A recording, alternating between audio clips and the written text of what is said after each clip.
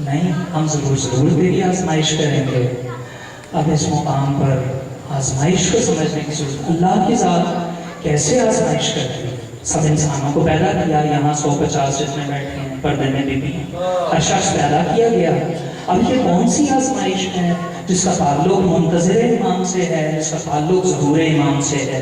جب تک اس آزمائش میں کامیاب نہیں ہو جاتا، اب یہ دوسرا مرحلہ۔ پہلا مرحلہ متقی روح کو بلندی پرواز دے، جسم کا محتاج نہ رہے، لوگوں کا محتاج نہ رہے، اس قید و بند سے آزاد ہو۔ وہ بے نیاز ہے، تو بے نیاز ہو جا، تو بے نیازی کی دعا کر، تو بے نیازی کے لیے سفر کے لیے ارادہ کر، وہ تجھے بے نیاز کر دے گا کہ تیرا ارادہ اور تیری کوشش ہمیشہ ناقص رہے گی، لیکن وہ ذات کامل ہے، اور جو ہستیاں اس نے تجھے عطا کر دیں وہ کامل ترین ہستیاں ہیں۔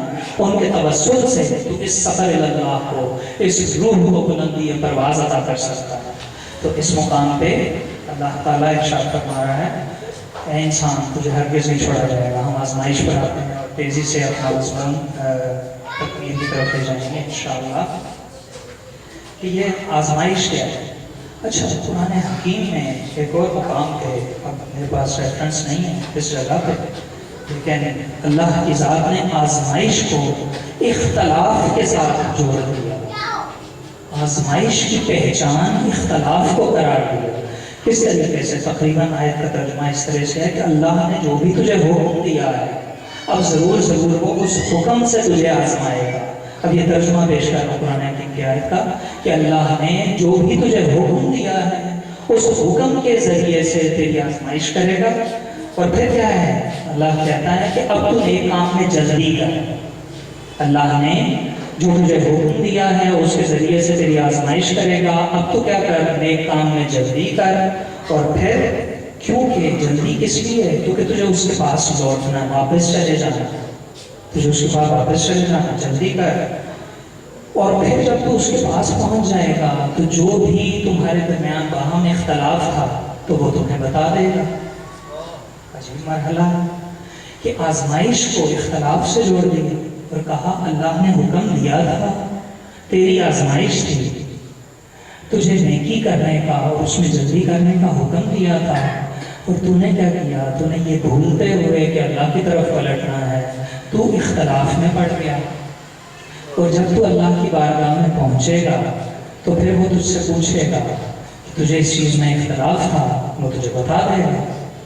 اب اس میں سمجھنے کی چیز کیا ہے؟ ایک تو آزمائش اور دوسرا اختلاف۔ معلوم ہوا قرآن کی روح سے کہ جب دو افراد میں اختلاف ہو تو حق ایک ہی ہو، دو نہیں ہو۔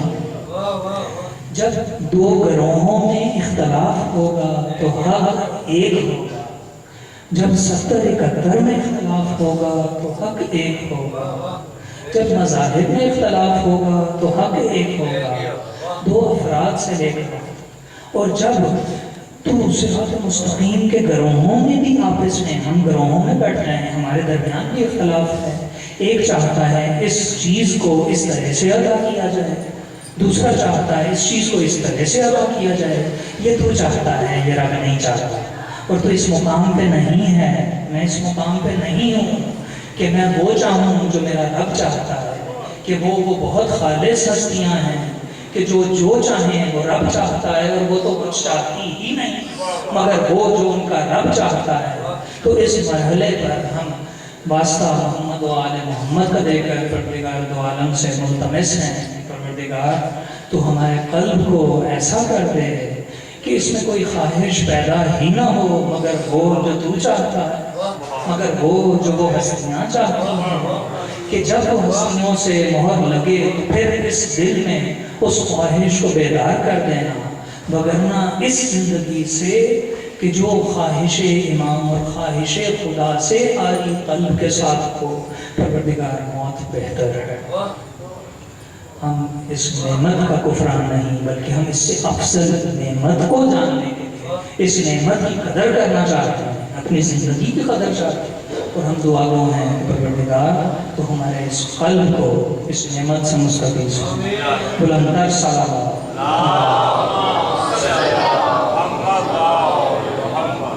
سو ابھی ہم نے سمجھا آزمائش سورہ عنکبوت الف لام میم کے بعد دوسری آیت اللہ کی ذات ارشاد فرما رہی ہے ضرور ضرور آزماؤ. کہتے ہیں ہم جیسے کی کیا آزمائش تو نہیں، اللہ کہہ رہا ہے سب کی آزمائش، جو اس نے پیدا کر دیا اس کی آزمائش، جو بلوغت کو پہنچا اب اس کی آزمائش شروع ہے. کچھ ذمہ داری، کچھ نفس اس سے نکلے ان کو تلاش کر، کچھ رزق تلاش کر، کچھ ماں باپ تھے ان کا احترام کر. تمام احکامات خدا بندی ہیں، یہ وہی احکامات ہیں جس میں سے تیری آزمائش ہوگی. ان کے ساتھ ساتھ تو اپنی زندگی کو آگے بڑھا، تو اپنی رشتہ داریوں کو دے، ایک دوست احباب کو دے، لیکن اس طرح سے دیکھ جیسے وہ چاہتا ہے، جیسے اس نے حکم دیا. ایسے نہ دیکھ جیسے معاشرہ چاہتا ہے، ویسے نہ کر جیسے تو چاہتا ہے، ویسے نہ کر جیسے تیری بیوی چاہتی ہے، بلکہ ہر چاہت وہی ہو جو اس کی چاہت. اب اس مقام پہ جب تو نے یہ مقام حاصل کر لیا کہ تو نے اپنی چاہت کو اس کی چاہت کے آگے سر نگوں کر لیا، تو اب اس طرف سے ایک فضل کا مستحق قرار پائے گا. اور وہ فضل کیا ہے کہ ضرور ضرور تو کامیاب ہوگا، اور تو منتظر امام کی فہرست میں انشاءاللہ لکھ دیا جائے گا. اور پھر تو یقین کی اس منزل پر پہنچ جائے گا کہ جہاں پہ یہ موت و قید، زندگی اور موت کے قید سے تو آزاد ہو جائے گا. اور پھر اس طرح کا آزاد ہوگا کہ اب ظہور ہو یا ظہور نہ ہو تجھے فرق نہیں پڑتا، کیونکہ تو نے اس رب سے تجارت کا وہ انداز اختیار کیا کہ اس فضل و کرم سے تو نے اس کی چاہت کو اس طرح سے درک کر لیا کہ اب موت مانے نہیں رکھتی. اور یہ یقین ہے کہ اگر امام معصوم نے فرمایا کہ دوبارہ زندہ کیا جائے گا تو کون کہتا ہے کہ موت آئی تو مر جاؤں گا؟ میں تو دریا ہوں سمندر میں بلندر سلام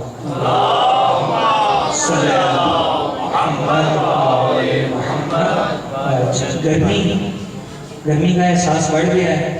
مولا کے جشن کے لیے آئے تھے اور یہاں پہ میں نے آپ کا تیل نکلوا دیا ہے. اگر کہیں تو ادھر ہی مضمون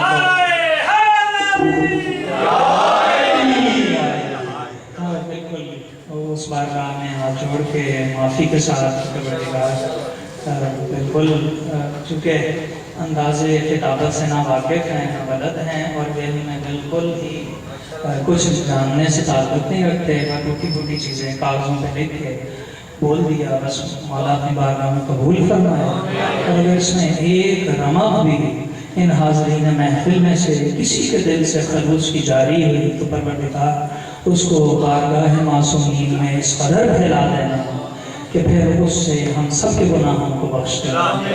بلندر صلوات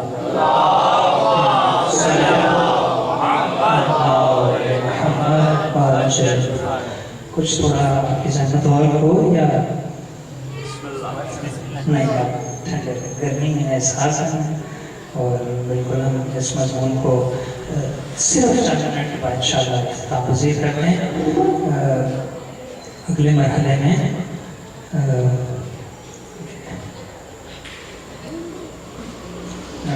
کافی مفصل جائز کر لیے، اس کے بعد کیا بات ہے انشاءاللہ. اور تقریباً جو میں نے سوچا تھا اس بارگاہ میں دعا کرنے کے بعد کہ مولا اپنی بارگاہ سے بارگاہ معصومین سے کچھ الفاظ کر دیتے جو میرا وہاں پیش کرے. تقریباً میرا مضمون بھی ختم اور اتنے عالم فاضل ہے نہیں کہ بیٹھ کے گرمی میں آپ کو اپنے علم کی اللہ معاف کرے جو کہ کچھ بھی نہیں، اس میں آپ کو مزید زحمت میں.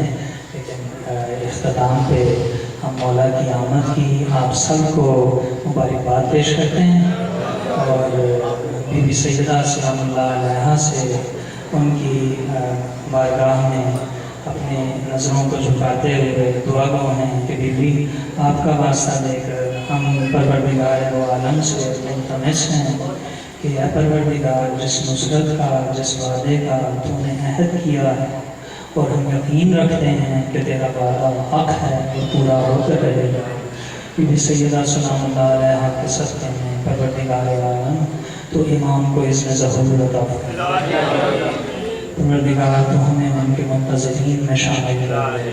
پروردگار تو تمام حاضرین محفل بی بی سیدہ سلام اللہ علیہا کے بلند ترین وسیلہ سے اور اس راز الہی کے صدقے میں پروردگار تو ہمارے گناہوں کو قبل اس کے کہ ہم اس محفل سے اٹھیں پروردگار پروردگار وہ جو غلطیاں ہم سب سے جب ہوئیں پروردگار ان کو اپنی بارگاہ سے مغفرت کے درجے تک پہنچا.